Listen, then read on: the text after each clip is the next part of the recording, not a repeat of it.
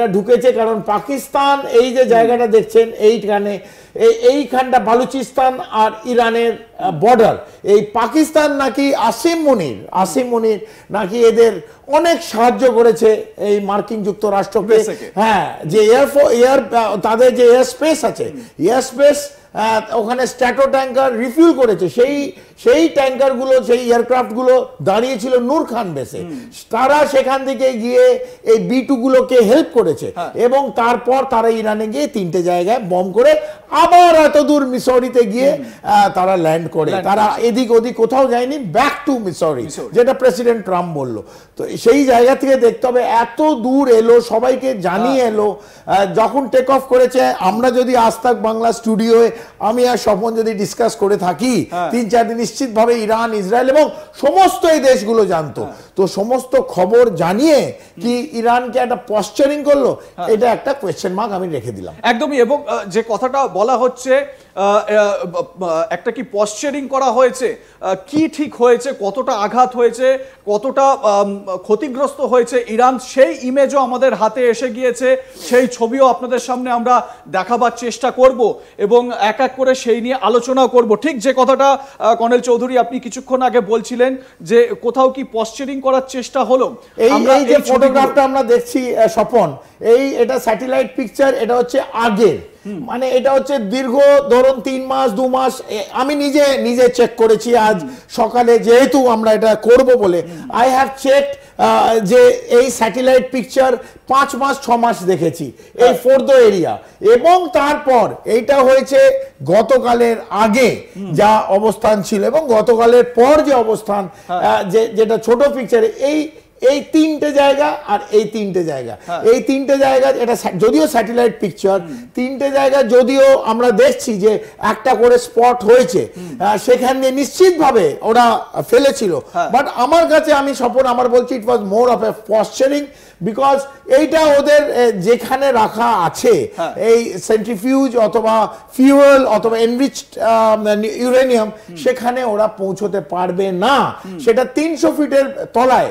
এই যে GBU-35 GBU-57 যেটা ওরা ড্রপ করেছে, বাংকার বাস্টার, এটা ম্যাক্সিমাম 100 থেকে 150 ফিট। কারণ এইটার হয়তো থিওরিটিক্যালি এটা বোধহয় 200 ফিট যায়, থিওরিটিক্যালি 30,000 পাউন্ডের এর বম, থিওরিটিক্যালি হয়তো 200 ফিট যায়।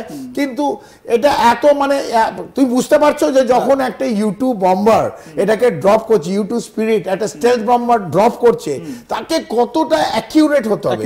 অ্যাকিউরেট না হলে সেই জায়গা মারতে পারবে না। এবং এত ওদের, মানে it is more than about 5 Mac cross করছে। 5 ম্যাক মানে সাউন্ডের 5 গুণ স্পিডে বেরিয়ে চলে যাচ্ছে।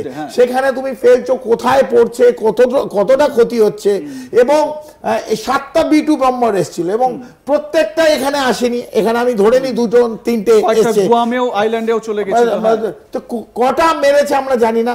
এইখান থেকে যা ছবি আমরা আপাতত দেখতে পাচ্ছি এবং বিভিন্ন জায়গায় যে সোর্স ইনফরমেশন এখানে, ঠিক এই জায়গা থেকে একটা প্রশ্ন, সেটা যদিও এটা স্যাটেলাইট একটা ইমেজ, আমরা এখানে 3টে হোল দেখতে পাচ্ছি, এখানে 3টে হোল দেখতে পাচ্ছি।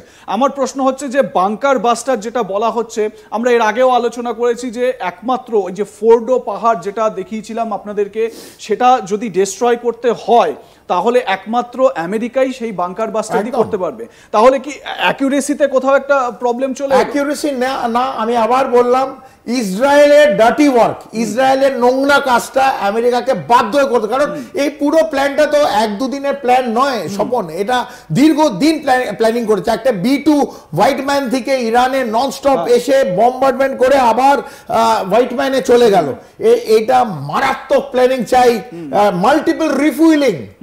এটা একটা ফাইটার জেট সেটা উড়ছে এবং এই ফাইটার জেট, প্রত্যেকটা ফাইটার জেটের নিচে, এই স্টেলথ বম্বারের নিচে 2টো করে এই SBU-57 ছিল, 2টো করে বাংকার বাস্টার বোম ছিল। এর থেকে বেশি নিতে পারবে না।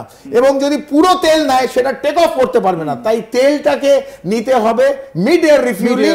সেই জন্য স্ট্র্যাটো ট্যাঙ্কার, এই KC-135 এটা জায়গায় জায়গায় করেছে।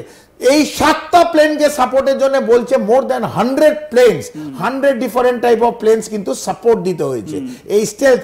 কারণ আমেরিকার কাছে ইট ইজ মানে এটা সোনার থেকেও এবার হীরের থেকেও দামি এই B2 স্টেলথ বম্বার। একটা স্টেলথ বম্বারকে ওরা হারাতে চায় না, এটা রাডারে ধরা পড়ে না। রাডারের ওপর যখন একটা স্টেলথ বম্বার যাবে কেন ধরা পড়ে না, আরেকদিন আমি এটা বলবো। একটা ছোট্ট পোকার মতন দেখাবে, এই পোকা দেখতে দেখতে এটা ধরতে অন্য কোনো জাহাজ ধরা যায়, এটা একটা স্মল ডট পাবে। সেই ডট যদি ধরা পায় because of the radio active, ওই প্রত্যেকটা প্লেনের উপর রেডিও অ্যাক্টিভ মেটেরিয়াল থাকে, তাই আর যে আমি বললাম 5 ম্যাকের উপর যাবে সেটা ধরতে পারবে না। যতক্ষণ ধরতে পারবে এবং এরিয়া, ততক্ষণ ওই প্লেনটা বেরিয়ে চলে যাবে। একদমই। এবং ঠিক এই জায়গা থেকে কর্নেল চৌধুরী যেটা খবর পাওয়া যাচ্ছে যে এই যে আমরা আরবিয়ান সিটা যদি দেখি, এখানে ইউএস নেভি সাবমেরিন এখানে মোতায়েন ছিল এবং এখান থেকে টমাহক মিসাইল অ্যাটাক করা হয়েছে ওই তিনটে নিউক্লিয়ার সাইট। নাতানস এবং ইসফানে অ্যাটাক করেছে 30টা টমাহক ল্যান্ড অ্যাটাক মিসাইল বলে TLAH। তো এটাকে করা হয়েছে এবং এখানে আরবিয়ান সিতে শুধু সাবমেরিন নেই, মার্কিন যুক্তরাষ্ট্র ক্যারিয়ার গ্রুপ আছে, তার মানে এয়ারক্রাফট ক্যারিয়ার আছে, ফ্রিগেটস আছে, এই যে যুদ্ধ জাহাজগুলো সমস্ত এই জায়গাটা কিন্তু এখনো আজকেও ঘুরছে। এর মধ্যে আরেকটা আছে, কেন ঘুরছে স্বপন, আমরা সকালে আজ বিভিন্ন জায়গায় আস্তাক বাংলাও আমরা এটাকে ডিসকাস করেছি যে এই পার্সিয়ান গালফের ওপরে ঠিক এই জায়গাটা, এই যে সরু জায়গাটা দেখছো, এই সরু জায়গাটা দিয়ে ইরানের এই দুটো জায়গা যদি আপনি ক্যামেরায় আপনারা যদি দেখাতে পারেন, এইটুকুনি একটু বড় যদি করো, এই ছোট্ট জায়গাটা, এই ছোট্ট জায়গাটা, এইটা হচ্ছে স্ট্রেট অফ হরমুজ, এইটুকুনি জায়গা, এইটুকুনি হরমুজ প্রণালী, হরমুজ প্রণালী। তো প্রত্যেকটা জাহাজ এইখান থেকে ধরুন বাহরান, কাতার, এই বিভিন্ন কুয়েত, এই তেল যে আসছে পার্সিয়ান গালফ থেকে এই জায়গাটা ক্রস করতে হবে যেটা ইরানের দখলে, এটা হচ্ছে স্ট্রেট অফ হরমুজ। তারপর গালফ অফ ওমান এসে তারা আসবে আরব সাগরে, তারপর যেখানে খুশি এই জায়গাটাই ইরান যদি ব্লক করে দেয়, কারণ এইখান থেকে যে একটা জাহাজ যাবে সেটা শুধু 3 কিলোমিটার তার উইথ, এইখান থেকে যখন ক্রস করবে তারপর গালফ অফ ওমানে আসবে, তারপর আরব সাগরে আসবে। এই জায়গাটা যদি ব্লক করে দেয় তখন কিন্তু মার্কিন যুক্তরাষ্ট্র যে জাহাজগুলো ঘুরছে তাদের সঙ্গে ফেস টু ফেস নেভির একটা লড়াই হলেও হতে পারে যদি আটকায়। এই ধমকি ইরান আজকে দেয়নি, এই ধমকি ইরান বহু বছর ধরে দিচ্ছে, কোনোদিন এটা আটকায়নি। এটা আটকালে ইরানের থেকে 90% তেল নেয়। যদি এটা ছোট করো, আমাদের আরো পূর্ব সাইডে চীন আছে, এই চীনকে তেল ইরান এখান থেকে এই পুরো আরব সাগর হয়ে ইন্ডিয়ান ওশান হয়ে এইখান দিয়ে চায়না ঢোকে। তো চায়নায় তেল পাঠাতে হলে ইরানের 90% তেল কিন্তু চীন কেনে। তো সেই জায়গা যদি বন্ধ হয়ে যায়, চীন সবচেয়ে বড় বন্ধু ইরানের, তো আমার মনে হয় না যে হরমুজে যদি বন্ধ করে তাহলে যে সব তেল যাচ্ছে হচ্ছে আমাদের মার্কিন যুক্তরাষ্ট্র